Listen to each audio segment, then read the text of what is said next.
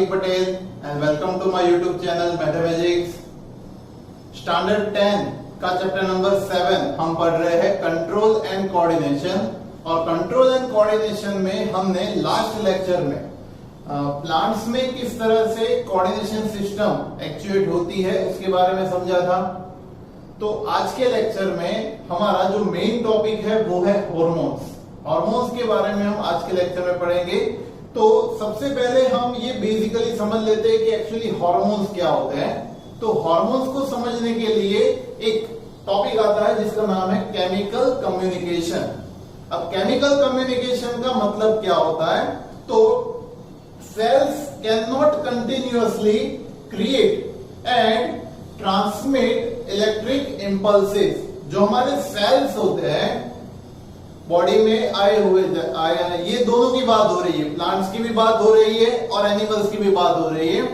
जो living organisms होते हैं उनके जो सेल्स होते हैं वो हर बार इलेक्ट्रिक इंपल्सेस को ट्रांसमिट नहीं कर सकते। Thus, most multicellular organisms use another means of communication between different cells. It's called chemical communication. हर बार ये जो इलेक्ट्रिक इंपल्स जनरेट नहीं कर सकते हैं उसकी वजह से जो मोस्ट ऑफ मल्टीसेल्युलर ऑर्गेनिजम्स होते हैं वो एक दूसरी कम्युनिकेशन सिस्टम एस्टेब्लिश करते हैं। अब ये जो सेकेंड कम्युनिकेशन सिस्टम है इज बेस्ड ऑन केमिकल्स। तो ये केमिकल्स के बेस पे ये जो सेकेंड कम्युनिकेशन सिस्टम होती है उसको बोला जाता है केमिकल कम्युनिकेशन। अब इसमें होता क्या है? केमिकल कम्युनिकेशन में कोई एक जगह पे सिंथेसाइज होता है। सिंथेसाइज होना मतलब कि प्रोड्यूस होना, बनना। तो कोई एक जगह पे बॉडी में कोई एक जगह पे कोई केमिकल सिंथेसाइज होता है और वो जो सिंथेसाइज केमिकल होता है उसकी जहां पे जरूरत होती है वहां पे उसको ट्रांसफर किया जाता है। जहां पे उसकी जरूरत होती है वहां पे उसको कोई एक पर्टिकुलर मींस से उसको ट्रांसफर किया जाता है। और ये जो केमिकल एक्चुएट होता है, ये जो केमिकल सिंथेसाइज होता है, बनता है, उसको बोला जाता है हार्मोन। तो हार्मोन क्या है? In chemical communication in place of electric impulse. Chemical communication में हमने क्या देखा? In place of electric impulse, electric impulse की जगह पे अब केमिकल कंपाउंड इज रिलीज्ड। एक केमिकल रिलीज होता है which will diffuse all around the original cell. मतलब कि जिस सेल को वो इलेक्ट्रिक इंपल्स जनरेट करना चाहिए था, जो उसने इलेक्ट्रिक इंपल्स जनरेट नहीं किया है, वो ओरिजिनल सेल के सराउंडिंग में कुछ केमिकल सिंथेसाइज होता है, कुछ केमिकल बनता है, मतलब कि which will diffuse all around the original cell. और वो जो केमिकल बनता है वो ओरिजिनल सेल के अराउंड पूरा ऐसे डिफ्यूज हो जाता है, मतलब कि फैल जाता है। Other sales around it will detect the compound using the special molecules. Other sales मतलब कि जो दूसरे सेल्स हैं अराउंड इट, उसके आजू बाजू में जो दूसरे सेल्स आए हुए हैं, जहां पे वो फैला हुआ है वहां पे जो दूसरे सेल्स आए हुए हैं, it will detect the compound. वो क्या करेंगे? वो जो केमिकल रिलीज हुआ है वो केमिकल को डिटेक्ट करेंगे, उसको आइडेंटिफाई करेंगे यूजिंग द स्पेशल मॉलिक्यूल्स। उसके अंदर जो स्पेशल मॉलिक्यूल्स होते हैं उनका यूज करके वो उनको आइडेंटिफाई करेंगे। Then after they can recognize and transmit the information carried by it. वो क्या करेंगे उसके बाद? दे कैन रिकॉग्नाइज इट, उसको समझेंगे, उसको याद करेंगे कि ये कौन सा केमिकल है। They can recognize and transmit the information carried by it. उसके अंदर जो इंफॉर्मेशन है वो दूसरे उसके सराउंडिंग जो सेल्स होंगे वो ट्रांसफर करेंगे। अब वो जो इंफॉर्मेशन है वो फिर आगे ट्रांसफर की जाएगी। So this compounds are called hormones. ये जो कंपाउंड है उसको बोला जाता है हार्मोन। ठीक है? तो कोई एक सेल कुछ जनरेट करता है और वो जो जनरेट हुआ केमिकल है वो फिर आगे बढ़ता है और ये जो केमिकल है जो जनरेट होता है वो केमिकल को, वो कंपाउंड को बोला जाता है हार्मोन्स। तो हार्मोन्स में आपको इतना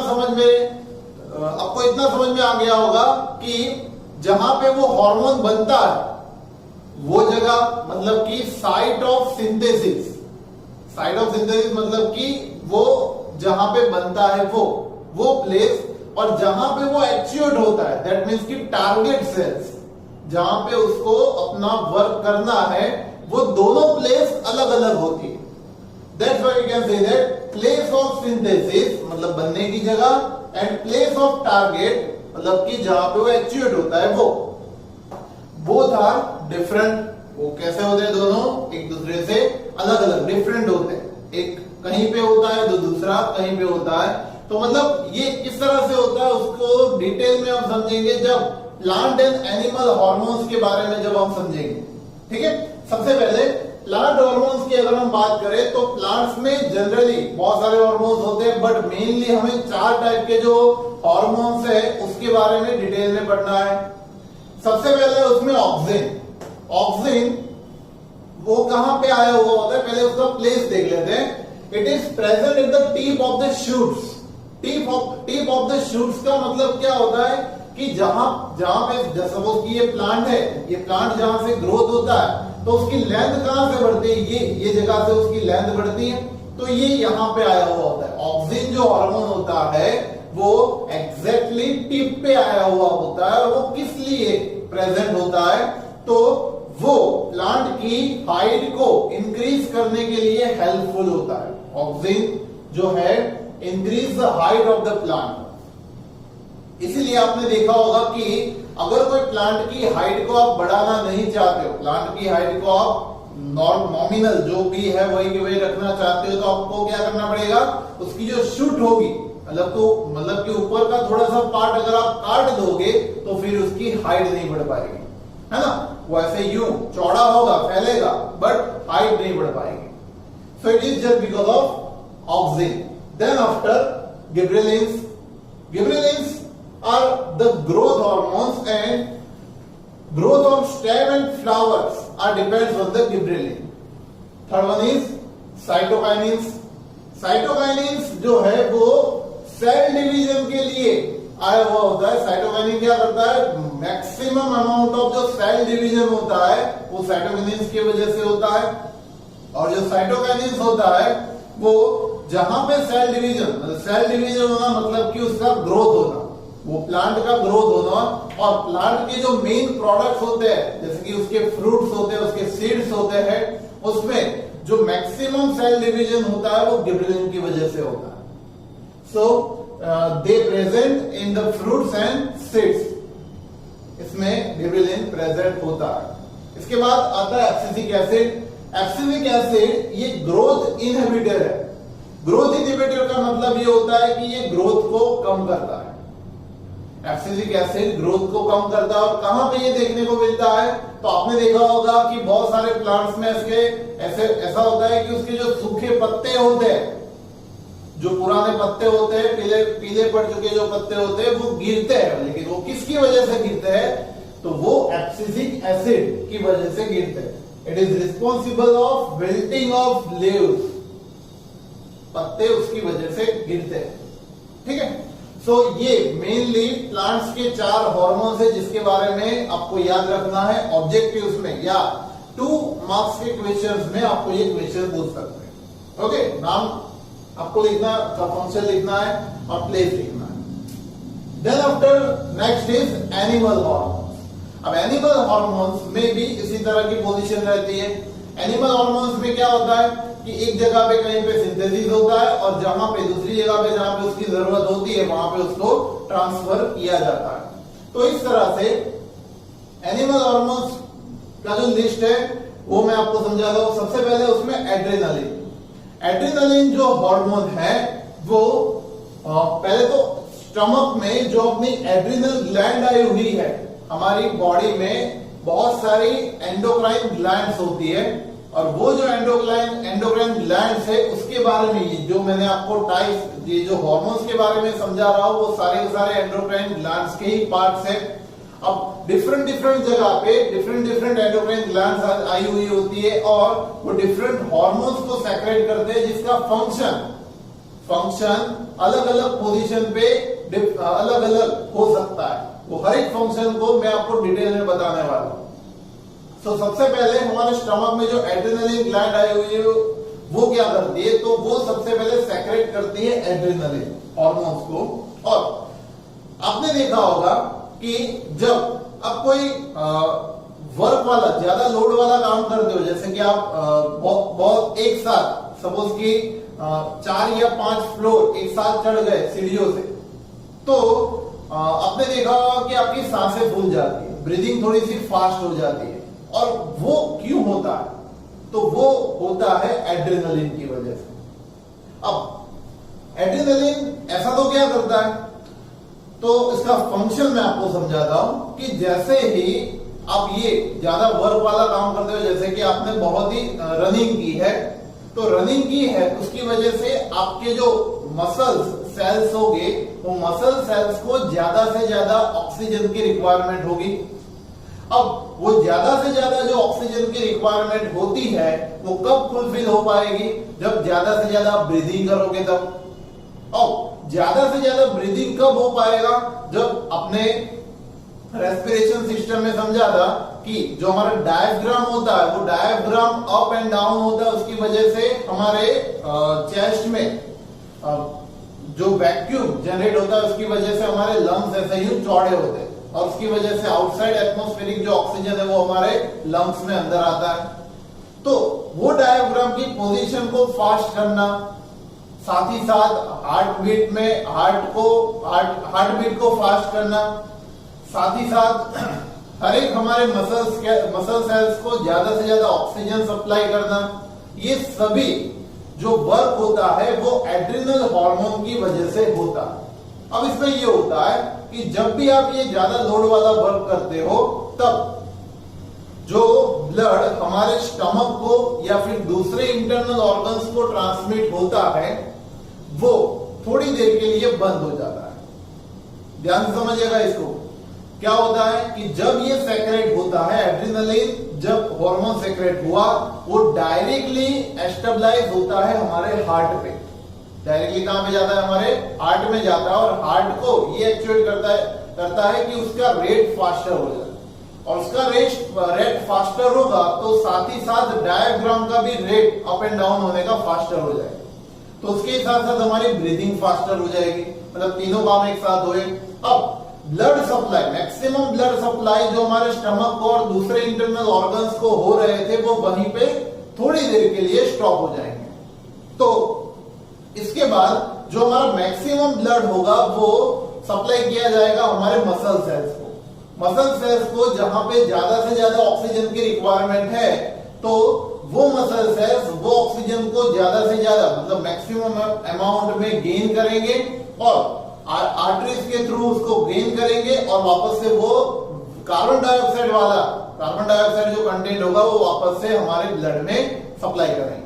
और थोड़ी देर के लिए, मतलब कि जब ये पोजीशन आती है, ये सिचुएशन जब आती है, तो उसको फुलफिल करने के लिए ये सारी प्रोसेसेस की जाती है with the help of adrenaline hormone. तो इसीलिए यहां पे लिखा हुआ है secreted bye adrenal gland and works in stress situation. Stress situation मतलब कि जो मैंने आपको एक्सप्लेन की उसकी बात कर रहे हैं, ठीक है। सो ये एड्रेनलिन जो हार्मोन है वो स्ट्रेस सिचुएशन में एक्चुएट किया जाता है। Then after second hormone is thyroxine. Thyroxine जो होता है वो थायराइड ग्लैंड का एक हिस्सा है। थायराइड ग्लैंड के थ्रू वो सेक्रेट किया जाता है। आपने एक बीमारी देखी होगी गोइटर, उसमें अगर आपने नहीं देखा है तो आप उसको सर्च भी कर सकते हो। उसके इमेजेस आप देखोगे तो जो पर्सन जिसको गोइटर हुआ है उसका ये जो नेक वाला रीजन होता है वो ऐसे स्वेलो हो जाता है, मतलब कि ऐसे फूल जाता है। इतना बड़ा उसकी जो ये जो नेक है वो उतनी बड़ी हो जाती है। क्यों? क्योंकि थायराइड जो ग्लैंड है वो हमारे नेक में प्रेजेंट होती है। अगर वहां से अगर ज्यादा से ज्यादा हार्मोन सेक्रेट नहीं हो पाए तो उसको इन्फेक्शन लग जाता है, उसकी वजह से वो फूल जाती है। अब इन्फेक्शन ना लगे, प्रॉपरली वो वर्क करे, उसके लिए क्या करना चाहिए? तो हमारी बॉडी में कुछ कंटेंट में आयोडीन होना चाहिए। आयोडीन की कमी की वजह से गोइटर बीमारी फैलती है। थायराइड अच्छे से वर्क नहीं कर पाता है, थायराइड का जो हार्मोन है वो रिलीज नहीं हो पाता है। तो गोइटर आयोडीन की कमी की वजह से होती है। इसीलिए आपने गवर्नमेंट की ओर से जो एडवर्टाइजमेंट्स आती है उसमें आपने देखा होगा कि आयोडीन वाला ही शुद्ध नमक यूज करें। क्यों नमक ही क्यों, और कुछ क्यों नहीं? क्योंकि NaCl के साथ आयोडीन की कोई रिएक्शन नहीं हो सकती है, इसलिए। ठीक है, और उसमें भी जो आयोडीन होता है वो कुछ अमाउंट का ही होता है। तो आयोडीन अगर बॉडी में हमारे क्योंकि सॉल्ट एक ऐसी चीज है जो सॉल्ट हम हर एक खाने में डालने ही वाले, सॉल्ट विदाउट सॉल्ट वाला हम खाना कभी नहीं खाएंगे। ठीक है, ज्यादातर ऐसा होता है कि विदाउट सॉल्ट वाला खाना हम नहीं खाते। तो सॉल्ट के थ्रू वो बॉडी में, हमारी बॉडी में आयोडीन पहुंचेगा और उसकी वजह से हमें थायराइड की बीमारी नहीं होगी। ठीक है, सो it is secreted bye thyroid gland and regulates the carbohydrate, protein and fat metabolism. हमारी बॉडी में जो कार्बोहाइड्रेट, प्रोटीन एंड फैट की जो मेटाबॉलिज्म एक्टिविटी होती है वो इसकी वजह से होती है। Iodine is essential for its synthesis. वो तभी सेक्रेट हो पाएगा जब आयोडीन होगा, इसीलिए आयोडीन बॉडी के लिए बहुत ही इंपॉर्टेंट है। And its deficiency leads to goiter. उसकी कमी की वजह से गोइटर नाम की बीमारी होती है। Okay, third one is growth hormones. हमारी जो ग्रोथ हार्मोन्स है वो हमारी पिट्यूटरी ग्लैंड आई हुई होती है हमारे ब्रेन में, उसके वहां से पिट्यूटरी ग्लैंड्स में से वो ग्रोथ हार्मोन सेक्रेट होते हैं। और ग्रोथ हार्मोन की वजह से अपनी जो हाइट बढ़ती है या फिर कम रहती है वो ग्रोथ हार्मोन के ऊपर डिपेंड करता है। उसकी वजह से दो टाइप की, अगर ज्यादा सेक्रेट होता है तो आप बहुत बड़े हो जाओगे, अगर कम सेक्रेट होता है तो आप बहुत ही छोटे रहोगे। इसलिए आपने देखा होगा कि कोई ये मेनली हार्मोन्स पे डिपेंड करता है। आपने सुना होगा हार्मोन्स, जो पेरेंटियल हार्मोन्स होते हैं उसके ऊपर से ये उसके जो यंग वंस होते हैं, उनके जो बच्चे होते हैं, तो उनको भी इस तरह से ट्रांसफर किया जाता है। अब उनमें ये जो हार्मोन ट्रांसफर हुआ है उसकी वजह से उसकी हाइट इस तरह की बढ़ती है। जैसे कि किसी की हाइट बहुत ही कम होती है, किसी की हाइट बहुत ही ज्यादा होती है, और किसी की हाइट बहुत एक्सट्रीमली ज्यादा होती है, तो उसको जायंटिज्म बोला जाता है। ठीक है, बहुत ही कम छोटे रह जाते हैं तो उनको ड्वार्फिज्म बोला जाता है। तो मतलब ये पिट्यूटरी ग्लैंड्स में से ग्रोथ हार्मोन जो सेक्रेट हो रहा है वो अगर कम मात्रा में सेक्रेट हो रहा है तो उसको बोला जाता है ड्वार्फिज्म, और अगर बहुत ही ज्यादा एक्सट्रीमली हाई क्वांटिटी में अगर सेक्रेट हो रहा है तो उसको बोला जाता है जायंटिज्म। नॉर्मल अगर सेक्रेट हो रहा है तो हम और आप जैसे, मतलब कि नॉर्मल जिस तरह से हाइट आपकी बढ़ती है, हमारी बढ़ती है, नॉर्मल अपने आजू बाजू में अपने जो पर्सन्स देखे होंगे उसकी जो हाइट बढ़ती है वो पिट्यूटरी ग्लैंड्स के थ्रू, ग्रोथ हार्मोन्स के थ्रू बढ़ती है। लेकिन कुछ इंसान में ये आपको ड्वार्फिज्म एंड जायंटिज्म देखने को मिलता है। ओके, इसके बाद आता है testosterone and estrogen. Testosterone is generally male में प्रेजेंट होता है एंड एस्ट्रोजन फीमेल में प्रेजेंट होता है। The changes associated with the puberty, puberty मतलब कि कुछ एजेस पे मेल एंड फीमेल में कुछ चेंजेस आते हैं। वॉइस में चेंज होता है, उनकी बॉडी बिहेवियर में चेंजेस होता है। तो ये जो चेंजेस होते हैं वो ये हार्मोन्स की वजह से होते हैं। ठीक है, जो मेल होते हैं उसमें टेस्टोस्टेरोन की वजह से, और जो फीमेल होती है उसमें एस्ट्रोजन की वजह से ये चेंजेस आपको देखने को मिलते हैं। तो ये चेंजेस ये दो हार्मोन्स की वजह से देखने को मिलते हैं। इसके बारे में चैप्टर 8 में डिटेल में पढ़ेंगे। Next is insulin. Insulin is produced by pancreas which is situated in our stomach. हमने ह्यूमन डाइजेशन सिस्टम में देखा था, पैंक्रियास में से इंसुलिन सेक्रेट होता है and helps in regulating the blood sugar level. अपने आजू बाजू में या अपने घर में भी ऐसे लोगों को देखा होगा कि जिनको डायबिटीज की बीमारी होती है। अब डायबिटीज की बीमारी मतलब क्या, कि उनकी ब्लड में जो शुगर लेवल होता है वो अगर ज्यादा है तो उनको डायबिटीज की बीमारी होती है। अब ये शुगर लेवल ज्यादा क्यों हो जाता है? तो हमारी बॉडी में जो पैंक्रियास आए हुए हैं उसमें से इंसुलिन एक हार्मोन है वो सेक्रेट होता है। अब ये जो इंसुलिन है वो हमारे खाने में मतलब कि हम जो फूड इंटेक करते हैं उसमें जो ग्लूकोज होता है वो ग्लूकोज में जो शुगर होता है वो शुगर लेवल को शुगर को डाइजेस्ट करने का काम ये इंसुलिन करता है। इंसुलिन की वजह से शुगर डाइजेस्ट हो पाती है, हमारी ब्लड में शुगर का लेवल जो होता है वो मेंटेन रहता है। अब अगर इंसुलिन की जो क्वांटिटी सेक्रेट होनी चाहिए वो एक्चुअली सेक्रेट नहीं हो रही है, तो जो हमारी ब्लड में शुगर की लेवल होनी चाहिए वो नॉर्मल लेवल नहीं हो, बिकॉज शुगर डाइजेस्ट नहीं होगी तो शुगर का लेवल बढ़ता जाएगा और शुगर लेवल अगर ब्लड में बढ़ता है तो उसको बोला जाता है डायबिटीज। इसीलिए डायबिटीज वाले जो पेशेंट्स होते हैं उनको मीठा खाने के लिए मना किया जाता है। क्यों? क्योंकि शुगर अगर ज्यादा से ज्यादा बॉडी में जाएगी तो वो डाइजेस्ट ही नहीं होने वाले, बिकॉज इंसुलिन प्रेजेंट नहीं है। एक्चुअली अगर प्रेजेंट होता भी है तो वो बहुत ही कम क्वांटिटी में होता है जो बॉडी में इतनी शुगर को डाइजेस्ट नहीं कर पाता है। इसलिए ऐसा बोलते हैं कि हो सके उतना कम मीठा खाओ। शुगर जिसमें ज्यादा होती है वैसे कंटेंट वैसे फूड को आप कम खाओ, ऐसा बोला जाता है। और जिसको एक्सट्रीमली हाई डायबिटीज होती है उसमें क्या होता है तो इंसुलिन उसमें सैक्रेट ही नहीं होता। पहली बात कि इंसुलिन थोड़ा सा भी सैक्रेट नहीं होता, तो उनको क्या किया जाता है कि टाइम बाय टाइम मतलब कि खाने से पहले उनको इंसुलिन के इंजेक्शन दिए जाते हैं। बॉडी में ब्लड में जो इंसुलिन हम बाहर से डालना पड़ता है और उसके बाद खाएंगे तो ब्लड में जो शुगर होगी वो मेंटेन रहेगी।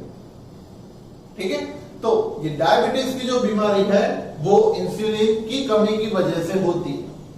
और ये जो सारे जो हार्मोन्स है वो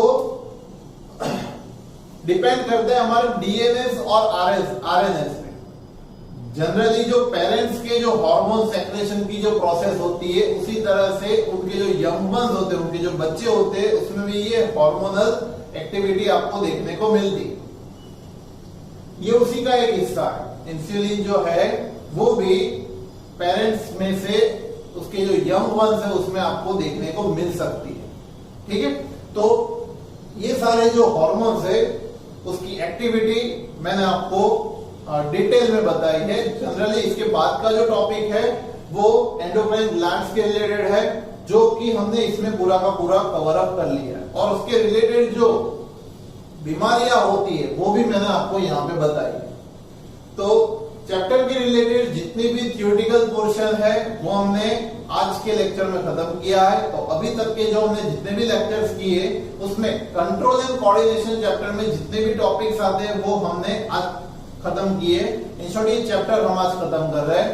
चैप्टर के रिगार्डिंग अगर कोई भी आपको डाउट है, कोई भी टॉपिक, कोई भी वर्ड अगर आपको समझ में नहीं आया है तो आप मुझे कमेंट बॉक्स में कमेंट कर सकते हैं। ठीक है, सो ये आप राइट डाउन कर लो।